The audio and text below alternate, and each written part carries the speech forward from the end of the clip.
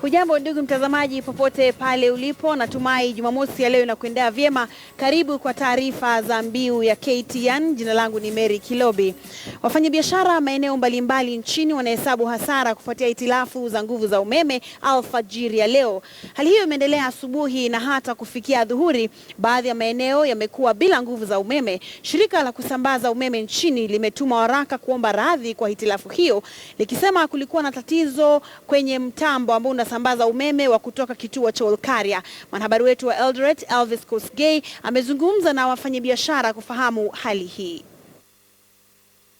Katika eneo ambalo linajulikana kama Bakers Yard, eneo ambalo mkate uokwa kila kunapokucha, na wakazi ambao lina karibu katika mji wa Eldoret waweza kuja hapa labda kujipatia mkate ama aina yote ya keki ili kuwa tu kama kiamsha kinywa.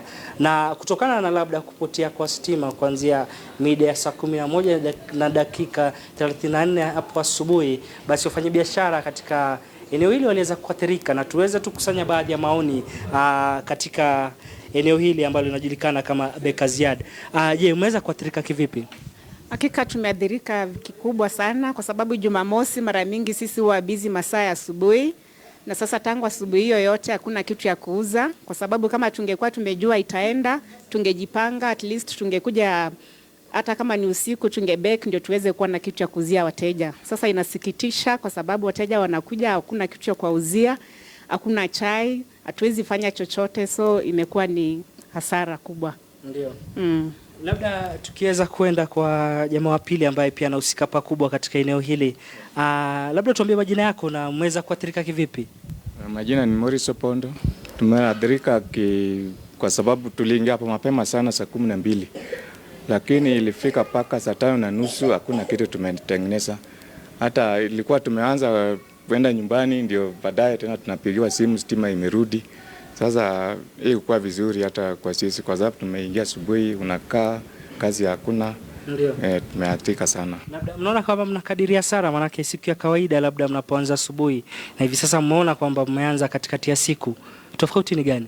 Hasara iko kwa sababu hiyo tutafanya kazi kama masaa kama 4 hivi. Sasa hiyo inamaanisha hii hasara. Kwa masaa nyingi imeenda. Yeah.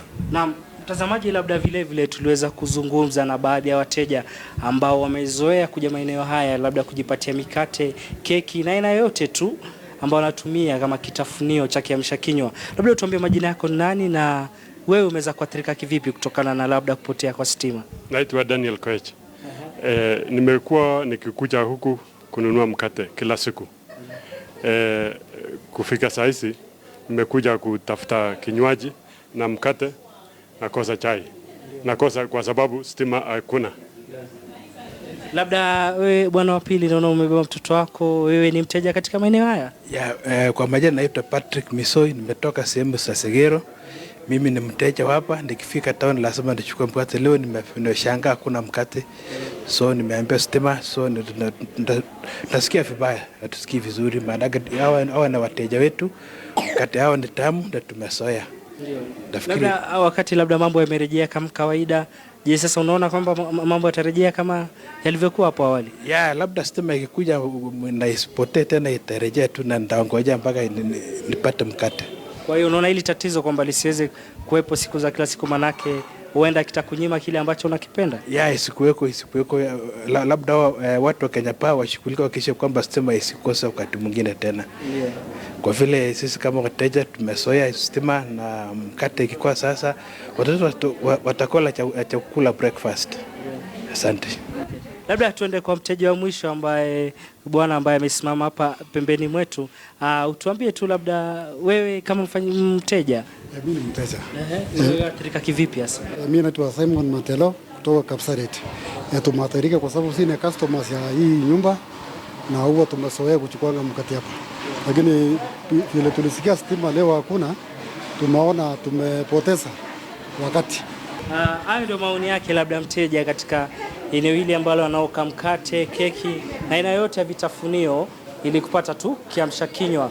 Na kwa kuwa labda hali imeweza kuridhishwa kwa kawaida, stima imeweza kurejea, wanatarajia kwamba hasara ambayo wameweza kukadiria tangia asubuhi, basi huenda mambo yakenda yakawa sambamba ama yakarejea kama kawaida. Elvis Kosgei, KTN News. katika kaunti ya Uasin Gishu. Na mtazamaji, mjini Nyeri ukosefu wa nguvu za umeme vile ulisababisha hasara kubwa baada ya wafanyabiashara wanaotegemea stima kukosa uwezo wa kuendeleza shughuli zao.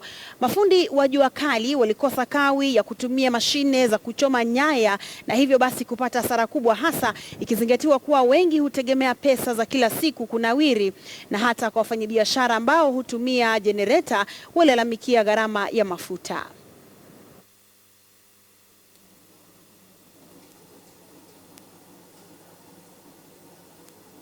Tangu saa hii ndio imeingia kidogo, na bado sasa sisi hatuwezi pata chakula tukikuwa hatuna stima.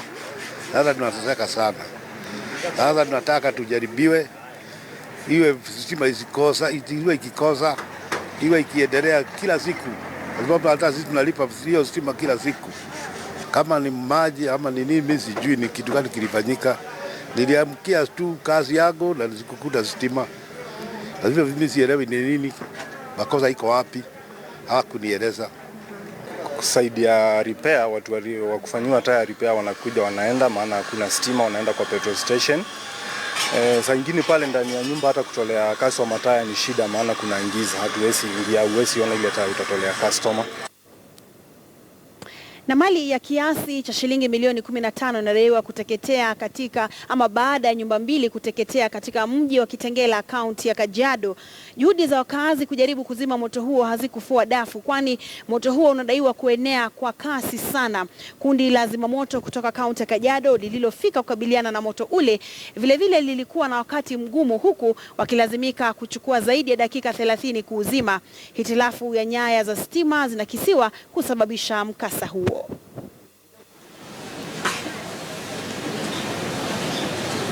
Chukua tu watu wakienda kwa moto, madudu wazaki moto.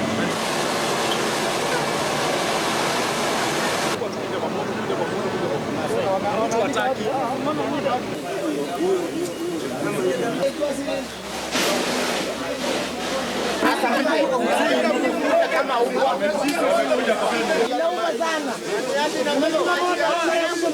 Tumeona wale wafanyikazi ambao wameandikwa kufanya kazi kuzima moto bado hawajapata ujuzi wa kutosha. Maana ile moto isingekuwa ni ile usaidizi ya watu wa Makoko, kweli mpaka saa hii moto ingekuwa inateketea. Hatuna wafanyikazi wa mikono.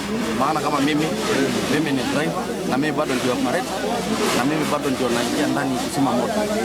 Kwa hivyo enyewe tuko na upungufu kidogo ya watu wa fire brigade. Tunahitaji vijana ambao wanaweza fanya kazi. Chanzo cha moto bado tutazidi kuchunguza, kwa sababu tunasikia moto imetoka kwa bedroom.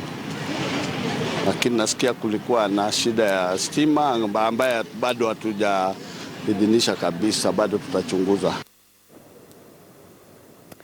Na mbunge wa Budalangi Ababu Namwamba amemtetea vikali mwenyekiti wa tume ya kukabili ufisadi nchini Philip Kinisu kufuatia tuhuma anazolimbikiziwa zikiwemo shinikizo za kujiuzulu.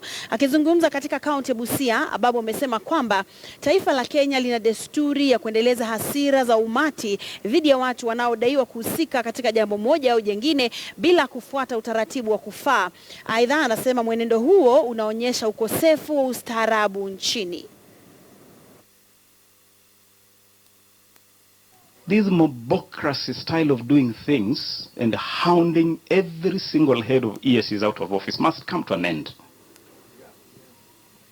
All people who have ever attempted to do anything at EACC, Akina Lumumba, all of them have been hounded out of office. So we reject this. I say, if you must investigate Kinisu, follow the due process. And I'm telling you, we must rise to support our own.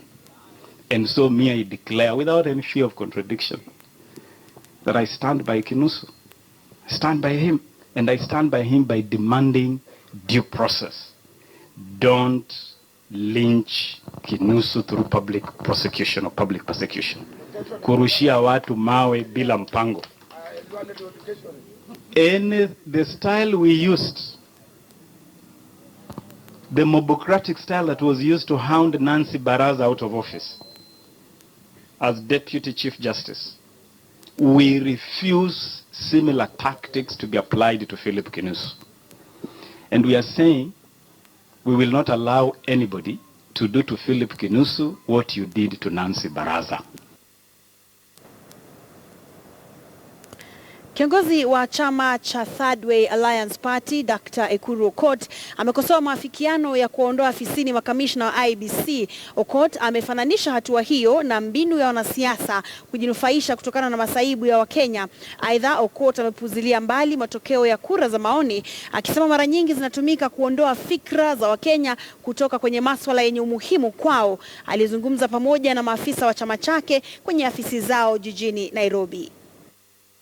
Today, if any Kenyan expresses an ambition towards leadership, the first person they'll encounter is a broker in their area, in that small town, in that small village. A broker who is ready to cash in on the politician.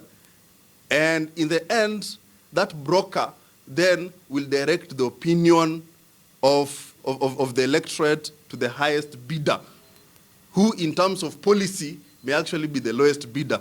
The issue of IEBC and 2017 general election is not a Jubilee and a code affair only. It affects all of us Kenyans in equal measure.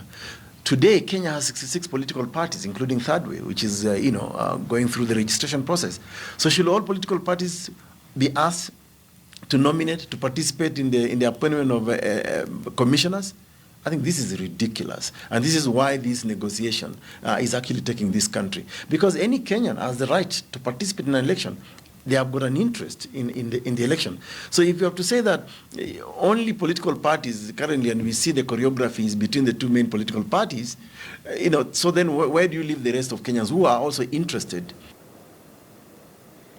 Na mtazamaji, kumezuka ushindani kati ya wanasiasa wa Jubilee tawi la Mombasa baada ya Ananaya Mwaboza kutangaza kwamba atagombea ugavana kwa tiketi ya chama cha Jubilee. Tayari Suleiman Shebal ndiye ametizamwa kuwa kigogo wa Jubilee Pwani, lakini hali huenda ikaanza kubadilika.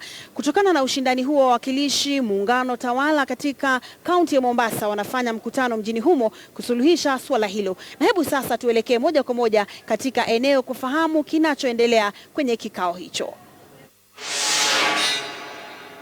Round about 20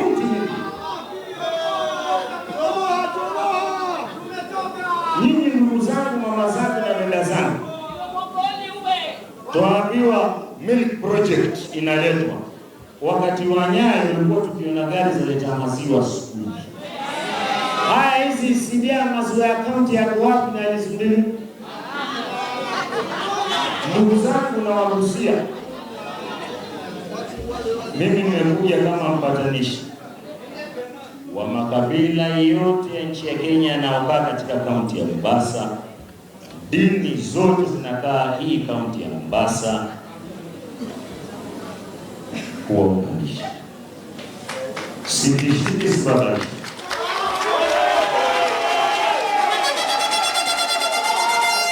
Mimi huambia wapinzani, kama mna njama mbaya pia za kuua watu, mimi nilishafariki zamani.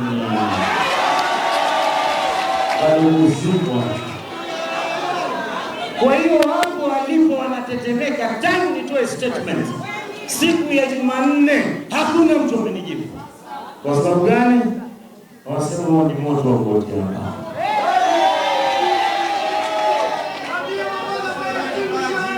Sasa hapa tuko na challenge. Wale ndugu zetu Mijikenda kutoka hapa, we are over 50% ya kura ya Mombasa ambao ni 404,000 plus. Alafu tuna ndugu zetu Kabani. Kilio anza mwenyewe ndio mtogalo adili. Kama tutashikana sisi Mijikenda, hawa wenzetu watasema tuwaonea bure. Mutasema Kariuki, Olekina, sijui Nyangima. No, kwa sababu sisi hatuna msimamo. Tangu uhuru wa Kenya hii mwaka wa 63 leo miaka 53, hakuna advisor amekuwapo kutoka Pwani ama Mijikenda katika ofisi ya urais isipokuwa Mwaboza. Na hiyo kufanya haki na ukweli na roho, kwamba mimi nashikana na huyu na nitakufa na huyu, liwe liwalo, tutajua matokeo mengi. Sasa sisi tujifundishe. Hii serikali iliyoko mulipakwa mafuta na mgongo wa chupa, lakini serikali yangu, iwapo Mwenyezi Mungu atatakabali na nyinyi raia,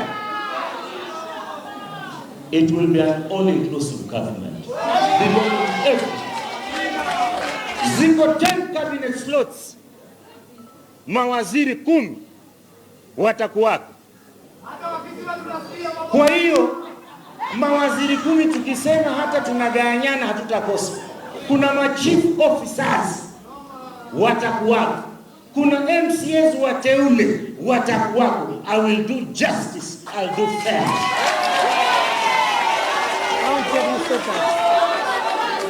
Na mgombea mwenza wangu mimi, kati ya wote wamezungumza, hawajataja Mbara kama deputy, lakini Mwaboza leo, nyinyi wa Bara, kaeni mkubaliane, munipe mtu mmoja na huyo ndio mtakayema.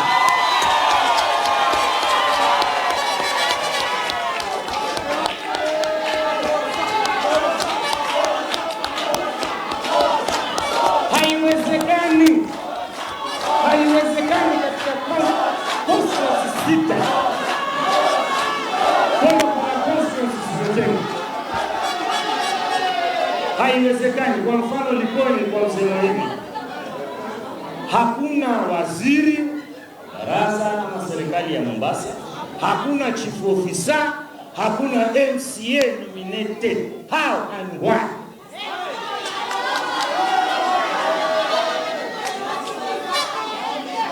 Kwa hiyo ndugu zangu, mimi nasimama nikijua nataka nini, na kama siaminiki singewekwa katikati ya serikali kuu kujua kila kitu kinachoendelea.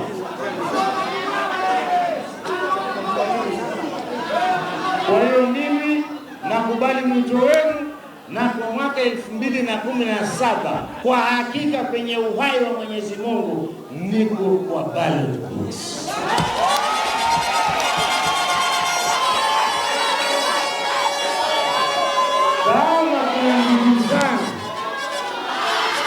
Kama kuna ndugu zangu watajitokeza ambao wafikiria waweza kupambana na mimi kama gavana wa Jubilee, welcome. Kuja sasa. Kuna watu walikwenda wakajitangaza juzi, Mwaboza asimame, tunaongea naye juzi.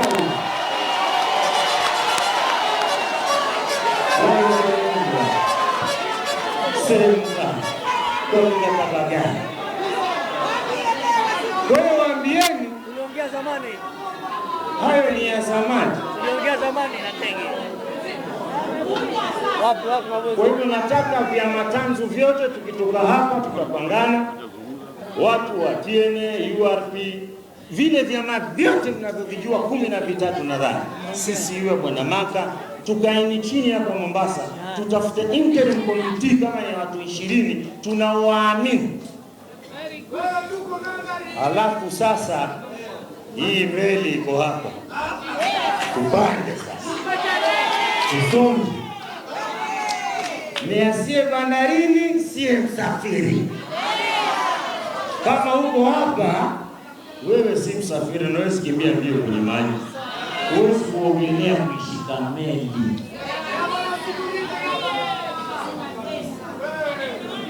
Wanabiashara wanalia, hawkers wanalia, kongwe wanalia, watalii wanalia, vijana wanalia, mpaka mazingira yanalia Kibarani.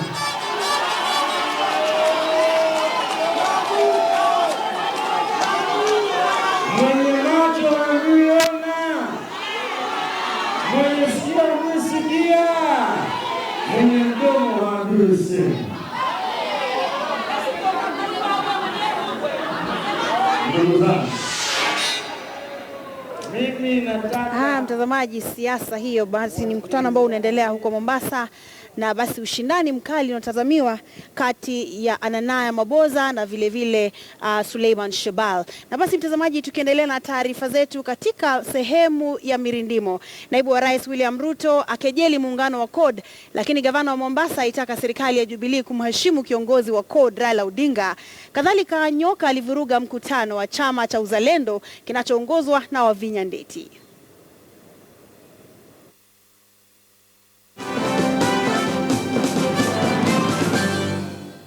Aendelee na Munya tuendelee tusiendelee na Munya wetu, ndio maana ni msanii Peter Munya alipotafuta hifadhi katika nyumba ya PNU akidai kuwa alikuwa kachoshwa na habari ya kuhamia katika chama cha Jubilee.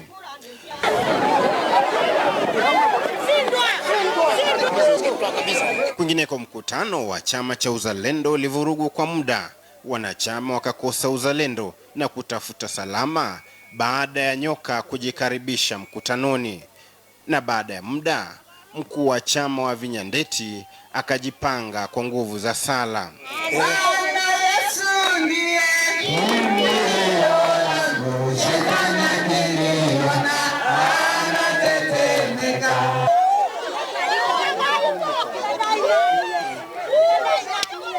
Wakongwe wa Kiambu nao wanataka haki yao kwa sababu jasho lao limewafaidi wengine eti.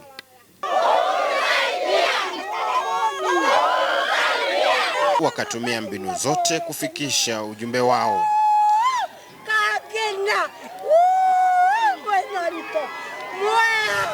Na spika wa bunge Justin Muturi bado anakumbuka maandamano ya CORD baada ya siku nyingi kwa sababu kadha wa kadha. And when you are demonstrating, you can even lie on the ground kwa barabara, watoto wakipita wako kwa matatu wakuulize, hey, daddy, vuka. Tunapita, tafadhali simama kando. Alafu kuna salamu za ODM. Wananchi hoye! Vijana tebem! Tebem! Tebem! Ila kuna siasa za muungano wa CORD, wadau wakitofautiana. Kamba atuchezi, yule tunataka akue presidential candidate wa CORD ni Kalonzo Musyoka. Kama sio hivyo hatutasikizana na nyinyi. Na mazungumzo nyingine lazima tukae ndani ya nyumba tusungumze kama wana CORD. Sio unanyoa mbele ya watu hapo kwa TV. Na kwa wanaomletea Raila Odinga usumbufu, dawa yao hapa. Kitu kifanyika Raila. Ukienda utongoze msichana akikatani Raila. Na msichana akikubali ni Raila. Watu waheshimu Raila Amolo Odinga. Acha niwaambie mimi, huwezi kuongea kuhusu Raila kama ni mtu mwingine. Huyu Raila Odinga ni kiongozi wa CORD, ni kiongozi wa ODM. Halafu umoja wa chama ni jambo muhimu, hususan katika mkoa wa Magharibi, kwa hoja na salamu. Waluya kaeni kwa ODM kama nyuki na asali, ama kama na chupi. Lakini naibu rais William Ruto anadhania muungano wa CORD ni malimwengu ya maigizo. Hawa jamaa tulishinda hawa 2013. Na hatukuwa tumejipanga vizuri vile tumejipanga sasa. Bado kulikuwa na maneno mingi hapo, kiko ndani, sijui nini, tunafungwa mali nyingine, sijui na maneno gani. Wengine wanatuambia hawa watu hawawezi kufanya kazi pamoja kwa sababu ya ugomvi ya zamani, sijui nini. Lakini saa hii mkiona hawa watu ni kutushinda kweli. Kisha kuna densi ya wananchi bila kujali umri. Na hapa mama huyo yumo katika dunia ya usasa, ama usasa leo ukipenda.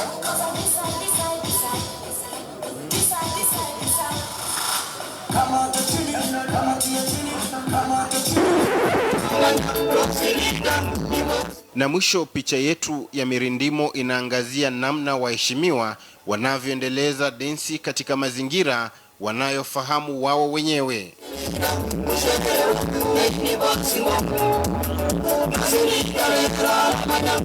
Paul Biswa, Mirindimo.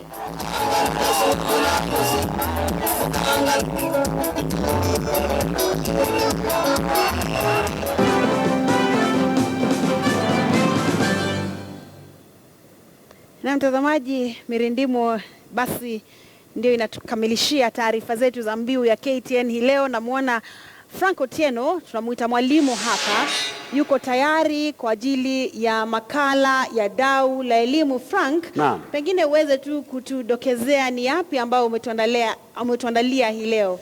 Asante sana mwenzangu Mary Kilobi. Leo hii ni mambo ya vitabu. Kwa hivyo tuko na wachapishaji, tuko na taasisi ya elimu, taasisi ya uundaji wa mitaala KICD hapa katika studio. Kwa hivyo hivi leo basi mtazamaji usiende mbali, manake huenda ikawa kuna mambo mengi hujajua namna uchapishaji wa vitabu unafanywa, namna ambavyo waandishi mbalimbali wanavyofanya lobbying hapa na pale, tutayajua hii leo. Usiende mbali. Naam, asante sana Frank Otieno. Mtazamaji, basi nikienda zangu na kuachana naye mwalimu Frank Otieno, tutakutana mwendo wa saa 1 kwenye taarifa za KTN leo weekendi. Hii leo katika sehemu ya pili, makala ya Wako Wapi, makala unayoyapenda na kuyaenzi sana. Hii leo tunaye Mama Kayai. Basi usikose kuwa nasi katika taarifa zetu za KTN leo weekendi, lakini kwa sasa na kuachana naye Frank Otieno. Jina langu ni Mary Kilobi.